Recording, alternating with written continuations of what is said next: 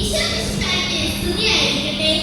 സ്നേഹബഹുമാനപ്പെട്ട വികാരിയച്ഛ, കൊച്ചച്ഛ, sisters, മാതാപിതാക്കളെ, എന്റെ പ്രിയ കൂട്ടുകാരെ, ഭൂമിയിലെ സ്വർഗ്ഗമാണ് ക്രിസ്ത്യ കുടുംബം.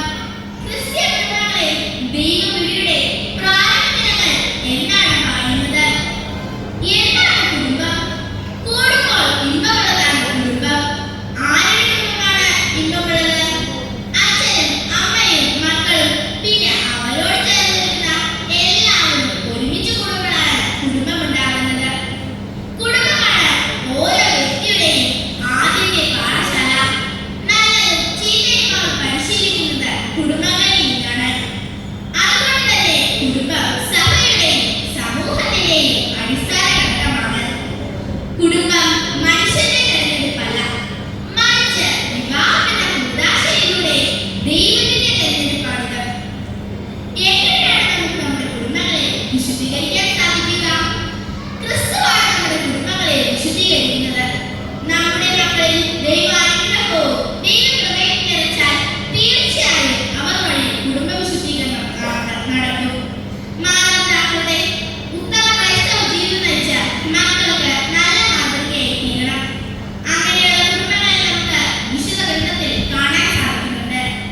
ഒന്ന് വിശ്വസിക്കുന്ന അഭിനവനായ കുടുംബം.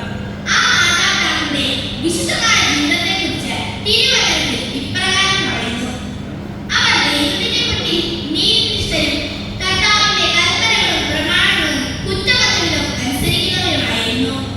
ലൂക്ക 1:6. അതുകൊണ്ട് തന്നെ ഈശോയ്ക്ക് വേണ്ടി വഴിയൊരുക്കുവാൻ വിശ്വസിക്കുന്ന അഭിനവനാണ് സാധിച്ചത്. രണ്ട് വിശുദ്ധ അഗസ്തീനോസിന്റെ കുടുംബം നമുക്ക് അറിയാവുന്നതാണല്ലോ. 33 വയസ്സുവരെ ഒരു കുത്തഴിഞ്ഞ ജീവിതം നയിച്ച വിശുദ്ധ അഗസ്തീനോസിന്റെ ജീവിതകഥ.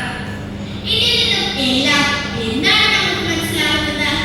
മാതാപിതാക്കളുടെ നിരന്തരമായ വിശ്വാസത്തോടുള്ള പ്രാർത്ഥന മക്കളുടെ മാനസാന്തരത്തിനും ദൈവവിളിക്കും കാരണമാകുന്നു. വിശുദ്ധമായ കുടുംബങ്ങളിൽ നിന്ന് മാത്രമേ വിശുദ്ധരായ മക്കൾ ഉണ്ടാവുകയുള്ളൂ. കുടുംബങ്ങൾ വിശുദ്ധീകരിക്കുന്നതിന് വേണ്ടി മാതാപിതാക്കൾ ചില കാര്യങ്ങൾ ശ്രദ്ധിക്കേണ്ടതുണ്ട്. മാതാപിതാക്കൾ മക്കളെ ദൈവത്തിന്റെ ദാനമായി സ്വീകരിക്കുകയും അവർ ജനിക്കുന്നതിന് മുൻപ് തന്നെ അവർക്ക് വേണ്ടി പ്രാർത്ഥിക്കുകയും ചെയ്യണം. ചെറുപ്പത്തിലെ അവരെ പ്രാർത്ഥിക്കാൻ പഠിപ്പിക്കണം.